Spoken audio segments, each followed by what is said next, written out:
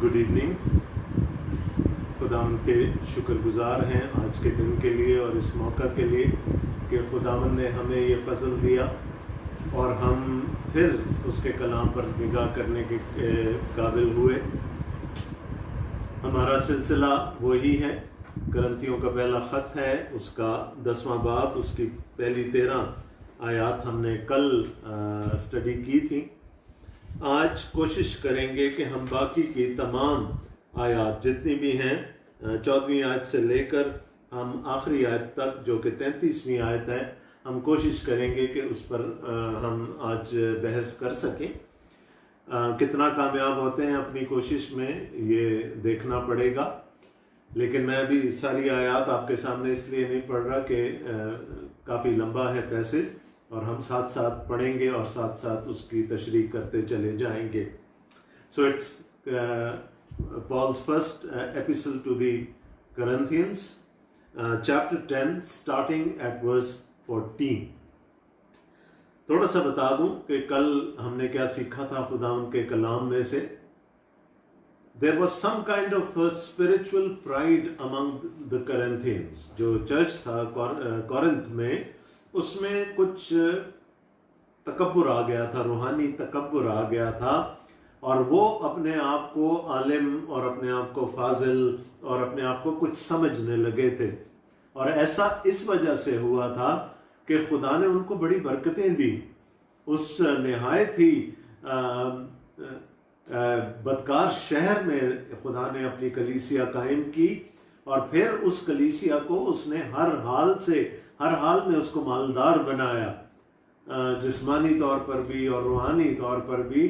तो ये लोग ये तकब्बुर में आ गए, ये समझे कि हमारे पास बहुत इल्म है, आगे चलकर फिर वो उनको सिखाएगा कि they have to live by love and not by knowledge. या प्राइड नहीं बल्कि मोहब्बत होनी चाहिए आपस में, जिसका वहाँ पर शिद्दत से फुकदान महसूस किया जा रहा था। तो पौलुस ने उनको बनी इसराइल की एग्जाम्पल्स दी कि खुदा ने कैसे उनको अपने जोरे बाजू से मिस्र से निकाला, फिर खुदा हर वक्त उन पर साया किए रहता था। The triune God used to be with them in that wilderness and yet they sinned. वो आजमाइशों में पड़े, वो उन्होंने गुनाह किया खुदा के खिलाफ, वो बुड़बुड़ाए और फिर खुदा ने उनको सजा दी और सवाए 2 के उनमें से कोई भी उस वादा की हुई सरजमीन में नहीं पहुंच पाया। तो पौलुस ने कहा था कि थोड़ा सा अपने आप को मेलो डाउन कर लें, ये तकब्बुर को अपने अंदर से निकालें और दूसरों की बर्दाश्त करना सीखें, दूसरों के साथ मिलकर रहना सीखें। आज हम और फिर ये भी मैंने आपको बताया था कि जो 8वें बाब से जो कहानी शुरू हुई थी, जो बुतों को गोश्त, जो बुतों की कुर्बानियों का गोश्त था, उसके खाने से बात शुरू हुई थी। और आज हम देखेंगे कि पौलुस एक बड़े अच्छे उस्ताद की तरह इस आर्गुमेंट को आगे लेके चलता है और आखिर में सारी टीचिंग को इस मौजू पर समराइज कर देता है। So the great teacher that he was and that we know of him. 14वीं आयत से हम देख रहे हैं, इस सबब से आए मेरे प्यारों, बुत परस्ती से भागो। मैं अक्लमंद जानकर तुमसे कलाम करता हूं, जो मैं कहता हूं तुम आप उसे परखो। वो बरकत का प्याला जिस पर हम बरकत चाहते हैं, क्या मसीह के खून की शराकत नहीं? वो रोटी जिसे हम तोड़ते हैं, क्या मसीह के बदन की शराकत नहीं? क्योंकि रोटी एक ही है, इसलिए हम जो बहुत से हैं एक बदन है, क्योंकि हम सब उसी एक रोटी में शरीक होते हैं। अब लगता है कि थोड़ी सी कॉन्ट्रडिक्शन है जो पौलुस ने कहा था 8वें बाब में कि बुत कोई चीज़ नहीं है, अगर उनके सामने कुर्बान किया हुआ गोश्त खा लिया जाए तो उससे उनको कोई फर्क नहीं पड़ता, जो कि अपने ईमान में मजबूत हैं, लेकिन उसकी वजह से कम ईमान लोगों को ठोकर लग सकती है। आज लगता है कि वो इसको कॉन्ट्रडिक्ट कर रहा है अपनी ही बात को, लेकिन ऐसा है नहीं। सतही तौर पर यह ऐसा लगता है, लेकिन ऐसा हरगिज नहीं है। बात हो रही है यहां पर बुत परस्ती की। ये बिल्कुल वैसे ही हुआ कि जब पाकिस्तान में कलीसिया बढ़नी शुरू हुई मिशनरीज के वसीले से, हजारों की तादाद में लोगों को बपतिस्मे दिए गए, लेकिन उनको उनके माजी से निकाला नहीं गया। तो बहुत सारी जगहों पर आज भी आप उसके निशानात देख रहे हैं कि लोग अभी भी खुदा की भी परस्तिश करते हैं, चर्च भी जाते हैं, खुदावंद की परस्तिश भी करते हैं, लेकिन वो अपनी रूट्स को नहीं छोड़ पाए। आज भी तोहम परस्ती है, आज भी बहुत सारी ऐसी प्रैक्टिसेस हैं कलीसियाओं में और ख़ानदानों में जो कि हरगिज़ मसीही नहीं कहलाई जा सकती। तो लोग आ तो गए मसीह में, लेकिन उन्होंने अपनी रूट्स से, जो जहाँ से वो आए थे, अपना रिश्ता नहीं तोड़ा और उसकी वजह से प्रॉब्लम शुरू हो गए। अब यहाँ पर वहाँ क्या हुआ था, क्यों 23,000 लोग जो इनका जिक्र पौलुस ने किया कि मारे गए, वो इसी वजह से थे कि वहां पर बुत परस्ती की। उन्होंने सोने के बछड़े बनाए और उनके सामने उन्होंने नाच गाना किया और इबादत की, तो उनको मार डाला गया। यहाँ पर भी शायद इस कलीसिया में भी यही हो रहा था कि लोग खुदावंद में तो आ गए थे, लेकिन वो अपनी पुरानी रूट्स को नहीं काट पाए थे। वो आज भी बुतों की इबादत में शरीक हो रहे थे। वहां पौलुस ने कहा था बुत कोई चीज नहीं है, उनके सामने गोश्त जो चढ़ाया जाता है उसको खा लेना कोई बड़ी चीज नहीं है। लेकिन आज वो हद फाजिल खींच रहा है, वो लाइन ड्रॉ कर रहा है कि अब एक हद के पार नहीं जाना। हमने उनके साथ उनकी इबादत में शरीक नहीं होना। So we have to draw the line somewhere. बनी इस्राइल की पूरी तारीख आप देख लीजिए, यहोवा की परस्तिश भी करते रहे और साथ में अपने जो कल्ट्स थे, वहाँ के जो खुदा थे उस सरजमीन के, जिसमें बाल था और अस्तरात थे, उनकी भी परस्तिश करते रहे। और एक वक्त ये भी आया कि उनके मुजस्समे लाकर हैकल में लगा दिए गए। तो इस चीज से पीछा करंथस की कलीसिया ने भी नहीं छुड़ाया था। उसने कहा कि वहां तक बात ठीक थी, but you can not participate in the worship of the pagans. जो दूसरी जगह पर जो दूसरे खुदाओं की या दूसरी जो डिएटीज हैं, अगर उनकी परस्तिश होती है तो you can not participate in those. अब आप देखें कि कितनी दफा ये लफ्ज आया, शराकत,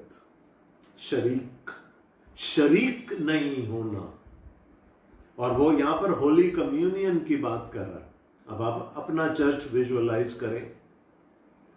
हम लोगों को चर्च में, जो गैर मसीही हैं, उनको चर्च में आने से खौफ की वजह से आजकल तो शायद रोक देते हैं, लेकिन जनरली ऐसा नहीं होता था।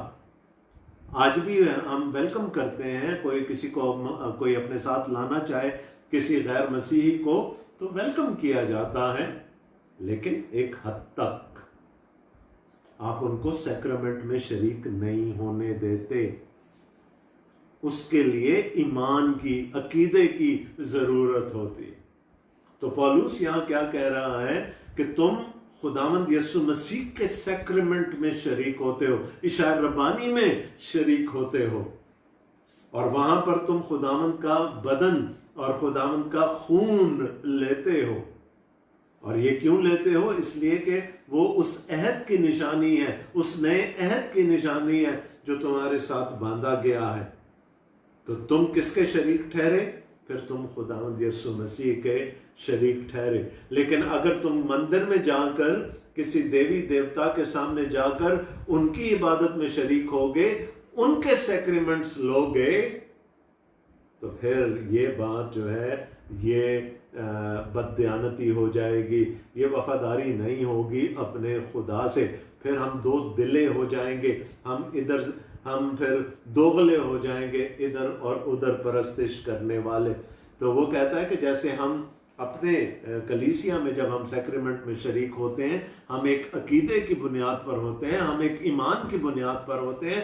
तो जब आप किसी और जगह जाकर किसी से उनके सैक्रेमेंट में शरीक हो गए, तो इसका मतलब है कि आप उन पर उस सैक्रेमेंट पर और जिस चीज को वो रिप्रेजेंट करता है उस पर ईमान रखते हैं। सो पौलुस ने कहा एक लाइन ड्रॉ कर ले, इस लाइन के उस पार नहीं जाना। अगर मैंने ये कह दिया कि बुतों को कुर्बान किया हुआ गोश्त खाया जा सकता है, तो इसका ये मतलब नहीं कि आप जाकर उनकी फेस्टिविटीज में शरीक हो जाएं, आप जाकर उनके सैक्रिमेंट्स में शरीक हो जाएं, आप उनके बुतों को की परस्तिश करना शुरू कर दें, उनकी वर्शिप करना शुरू कर दें। So a line has to be drawn somewhere, एक हद है। और उस हद को भी उसने कहा था कि अगर तेरे भाई को ठोकर लगती है तेरे उस गोश्त खाने से, तो फिर तू उस लाइन को भी क्रॉस ना कर, मोहब्बत के वजह से। फॉरगो योर राइट्स, कोई तुझसे तेरा हक नहीं छीन सकता, बट तेरे भाई को अगर उसे ठोकर लगती है तो वो ना कर। तो उसने कहा जब खुदावंद के चूंकि रोटी एक ही है, इसलिए हम जो बहुत से हैं एक बदन है। So we can not be two bodies at the same time. अगर हम खुदावंद का बदन है, हम किसी और का बदन नहीं हो सकते। हम दूसरी डिएटीज पर ईमान नहीं रख सकते, हम उनके सैक्रामेंट्स में शरीक नहीं हो सकते। लोग जाते हैं एक दूसरे की इबादत गाहों में जाते हैं, और ये होता है बाज दफा इट्स अ टूरिस्ट अट्रैक्शन, लेकिन आप वहां जाकर माथा नहीं टेकते, आप वहां जाकर इबादत में या उनके सैक्रेमेंट में शरीक नहीं हो जाते। So this is the limit, इस हद से पार हमें नहीं जाना है। 18वीं आयत में लिखा है, जो जिस्म के एतबार से इसराइली हैं उन पर नजर करो, क्या कुर्बानी का गोश्त खाने वाले कुर्बान गाह के शरीक नहीं? बस मैं क्या ये कहता हूं कि बुतों की कुर्बानी कुछ चीज है या बुत कुछ चीज है? नहीं, बल्कि ये कहता हूं कि जो कुर्बानी गैर कौमें करती हैं, शयातीन के लिए कुर्बानी करती हैं, ना कि खुदा के लिए। मैं नहीं चाहता कि तुम शयातीन के शरीक हो। तुम खुदावंद के प्याले और शयातीन के प्याले दोनों में से नहीं पी सकते। खुदावंद के दस्तरखान और शयातीन के दस्तरखान दोनों पर शरीक नहीं हो सकते। क्या हम खुदावंद की गैरत को जोश दिलाते हैं? क्या हम उससे जोरावर हैं? Very clear, very clear. अगरचे के अल्फाज शायद आप ये पढ़ेंगे जी नहीं, हम तो उनकी कुर्बानियों में भी नहीं शरीक हो सकते, हम इसमें नहीं हो सकते, बट यहां पर बात हो रही है सैक्रामेंट्स की, यहां पर बात हो रही है अकीदे की, ईमान रखने की, कि हम खुदावंद पर ईमान रखते हुए बुतों पर ईमान नहीं रख सकते, हम शयातीन पर ईमान नहीं रख सकते। इब्लीस की हमेशा से ये कोशिश रही है कि उसकी वर्शिप की जाए, और आज तक होती है। वो चाहता है कि जिस तरह खुदा की वर्शिप की जाती है उसी तरह उसकी भी वर्शिप हो, और होती है, लेकिन हम उसमें शरीक नहीं हो सकते क्योंकि हम खुदावंद के बदन में शामिल हो गए। यहां पर बात फिर मैं कहूंगा 8वें बाब को अगर आप देखेंगे तो देयर इज नो कॉन्ट्रडिक्शन। वहां पर वो कैजुअली वो गोश्त जो शायद कुर्बान किया गया था मंदिर में, जो बाजार में बिक रहा है, उसको खाने की बात कर रहा था, या किसी के घर जाकर उसको खाने की बात कर रहा था। यहां पर मंदिर में जाकर माथा टेकने की बात हो रही है, उनकी इबादत में शिरकत की बात हो रही है, उनके सैक्रामेंट्स में शिरकत की बात हो रही है। आज कितने लोग हैं, कितने मसीही हैं जो पीरों और फकीरों के आस्थानों पर जाते हैं, जो वहां पर माथा टेकते हैं, जिंदा खुदा की परस्तिश छोड़कर वो अपनी आस उनसे लगाते हैं। और यहाँ जो बुतों का जिक्र किया गया है, ये बुत सिर्फ वो जो मुजस्मे हैं, वो उनकी बात नहीं हो रही। हमारी अपनी जिंदगियों में बहुत सारे बुत हो सकते हैं। हम जिस चीज को बहुत वैल्यू करते हैं, शायद वो हमारा बुत है। हम में से हर एक जो है ना वो अपनी मोहब्बत में तो ज़रूर गिरफ्तार होता है। We love ourselves. और खुदावंद यीशु मसीह ने शायद इसीलिए कहा था कि अपने आप को बुत ना बनने देना अपना। Who can follow him? वो जो अपनी खुदी से इनकार करे और अपनी सलीब उठाकर यीशु के पीछे चले, वो शख्स खुदावंद के लायक है। क्योंकि खुदावंद यीशु मसीह को पता था कि जो सबसे बड़ा बुत जिसकी हम परस्तिश करते हैं वो हमारी अपनी ईगो है, हमारी अपनी अना है। और अक्सर वो हमारे और खुदावंद के बीच में आ जाती है। Anything that can separate us from God, जो हमारी अटेंशन लेती है, जो हमारा ज़्यादातर वक्त खा जाती है, वो हमारा बुत हो सकता। Our priorities in life can be the idols that we worship. So सिर्फ ये नहीं कहिएगा कि जी ओहो जी मैं तो कभी किसी मंदिर में नहीं गया, मैंने तो कभी किसी स्टैचू के सामने सर नहीं झुकाया। It's not only that.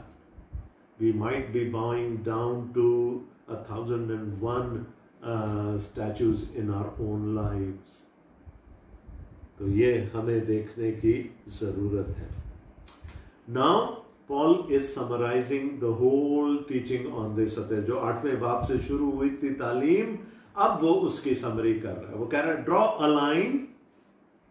आप उनके अकीदे में, आप उनके ईमान में शरीक नहीं हो सकते। If you believe in the one living God then you cannot believe in any other deity. इसका ये मतलब नहीं कि हम उनके साथ इंटरमिंगल नहीं करेंगे, हमसे उनके साथ मिलेंगे नहीं, हम उनके साथ बैठकर खाएंगे नहीं। पौलुस ने खुद कहा था कि मैं यहूदियों के लिए यहूदी और यूनानियों के लिए यूनानी बन जाता हूं। यीशु के बारे में कहा जाता था ये तो शराबियों का और जानियों का यार है, ये तो उनके साथ बैठकर खाता पीता, तो महसूल लेने वालों का यार है। ये नहीं कहा जा रहा कि we will not communicate with them, we will not intermingle with that। कहा यह जा रहा है कि उनके ईमान में, उनके अकायद में, उनके सैक्रामेंट्स में, उनकी इबादत में हम शरीक नहीं होंगे। We have to keep the channel open for the spread of the gospel। हमें इंजील को सुनाने के लिए ये चैनल की ज़रूरत है, कम्युनिकेशन की ज़रूरत है।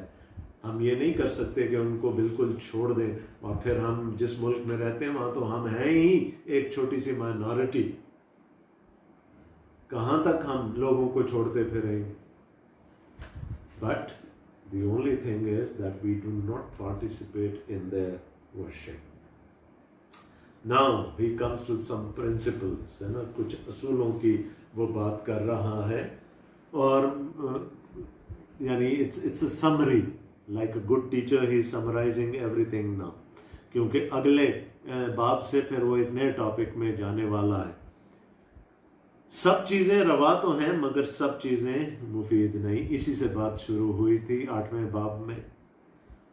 all things may be good but they are not profitable। हो सकता है कि मेरे लिए वो अच्छी हों लेकिन मेरे भाई के लिए वो नुकसान का बायस बन जाए। इसलिए सब चीज़ें मेरे लिए तो रवा हैं लेकिन सब चीज़ें मेरे भाई के लिए मुफीद नहीं। सब चीज़ें रवा तो हैं मगर सब चीज़ें तरक्की का बायस नहीं। अगेन फिर बात वही है, मेरी लिए मेरी तरक्की नहीं रुकती उन चीज़ों से, लेकिन मेरे भाई को ठोकर लग सकती है, वो गिर सकता है, वो जहन्नुम की आग का वारिस बन सकता है। तो वो कह रहा है कि ये बात याद रखना, this is the golden principle. I will have to forgo my own rights for the sake of my brother. मुझे उसको ठोकर नहीं खिलानी है। कोई अपनी बेहतरी ना ढूंढे बल्कि दूसरे।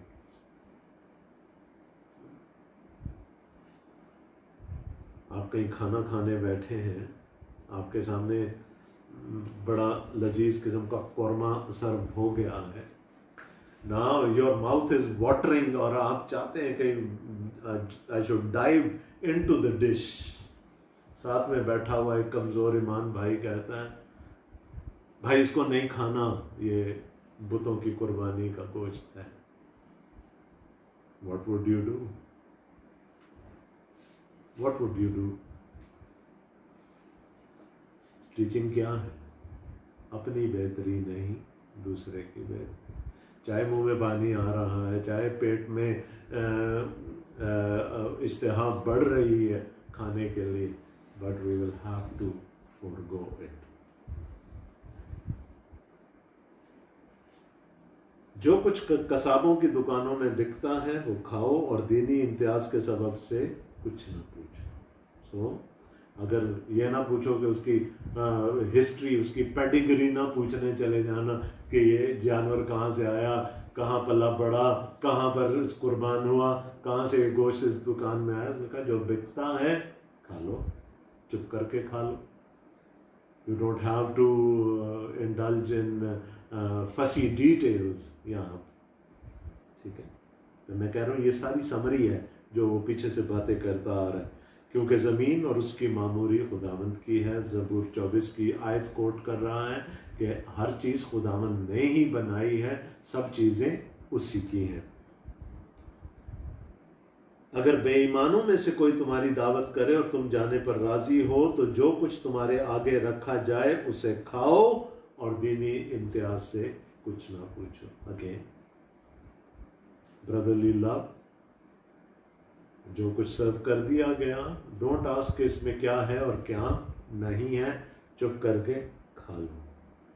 लेकिन अगर कोई तुमसे कहे कि ये कुर्बानी का गोश्त है, तो उसके सबब से जिसने तुम्हें जताया और दीनी इम्तियाज के सबब से ना खाओ। ये कौन होगा? क्या हमारा मेजबान होगा जो हमें बताएगा हाँ हाँ ये देखें ये कुर्बानी का गोश्त है, और अगर वो जताए भी तो हम खा सकते हैं। पौलुस बात कर रहा है उस कमजोर ईमान भाई की, उस कलीसिया के मेंबर की जो शायद आपके साथ उस दावत में शरीक है और वो आपको जता देता है। तो फिर पौलुस कह रहा है कि उसके लिए, उसके बायस की वजह से फिर ये ना खाओ।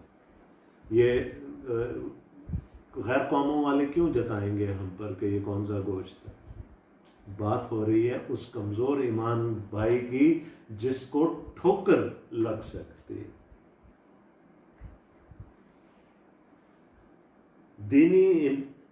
दीनी इम्तियाज से मेरा मतलब तेरा इम्तियाज नहीं, बल्कि उस दूसरे का है जिससे हमें मोहब्बत रखनी है, जिसके लिए हमने अपनी बेहतरी नहीं चाहनी बल्कि उसकी बेहतरी चाहनी। We can do everything in privacy, लेकिन मैंने पहले भी कहा था इश्तिहार देने की ज़रूरत नहीं है, सोशल मीडिया पे जाने की ज़रूरत नहीं हर चीज़ के। आज लोग हमारे घरों में झांक सकते हैं, हमारे बेडरूम्स में झांक सकते हैं, हमारे जहनों में, हमारी सोच में झांक सकते हैं because of the social media. और हम पोस्ट पर पोस्ट और पोस्ट पर पोस्ट करते चले जाते हैं विदाउट रियलाइजिंग कि अगला बंदा उसको किस लाइट में लेगा। कुछ अर्सा पहले तक बड़ी एक कमजोरी में मैं मुब्तला था कि जहाँ कोई मुझे लगा कि किसी ने कोई, और ख़ासकर मजहबी हवाले से किसी ने कोई उल्टा सीधा कमेंट कर दिया, तो मैं वहाँ पर बहस में पड़ जाता था। लेकिन फिर खुदावंद ने सिखाया और खुदावंद ही ने मुझे अब ये कंट्रोल बख्शा कि अब मैं नहीं करता, क्योंकि मुझे नहीं पता उसका कि उसका ईमान क्या है, वो किस लेवल का है। मेरे कुछ कहने से उसको क्या ठोकर लग जाएगी, हो सकता है कि वो जहन्नम की आग का वारिस बन जाए।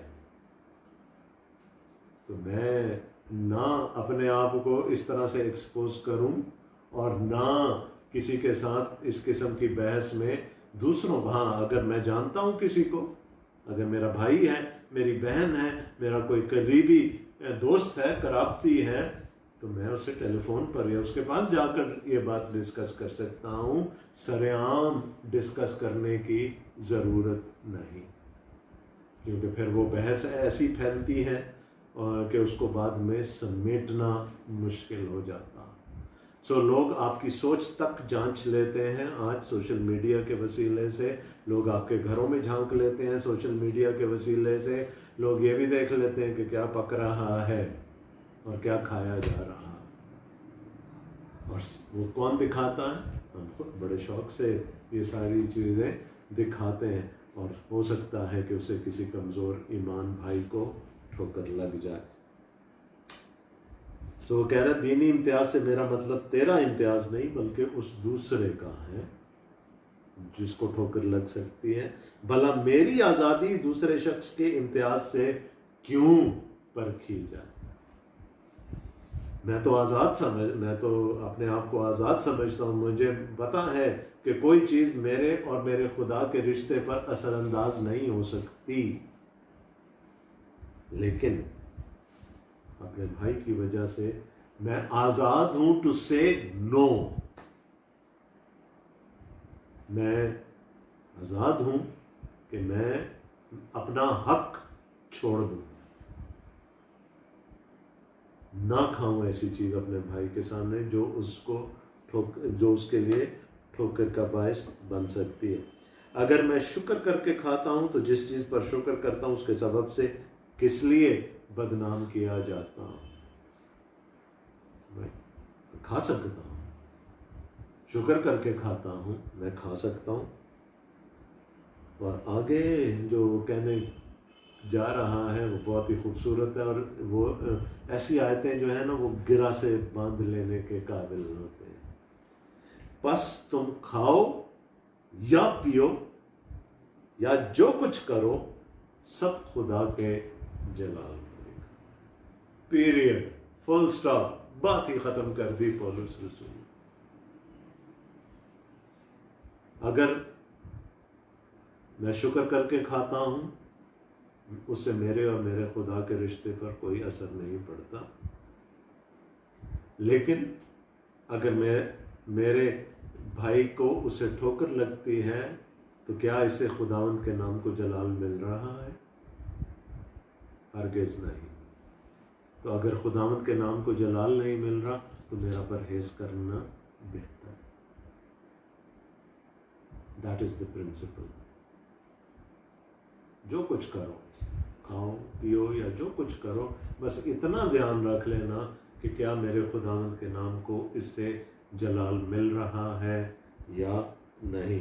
एंड दैट इज समथिंग जो अगर संडे स्कूल की क्लास होती तो मैं आपसे ये कहता कि इसको अगली दफ़ा कल इस आयत को याद करके आए।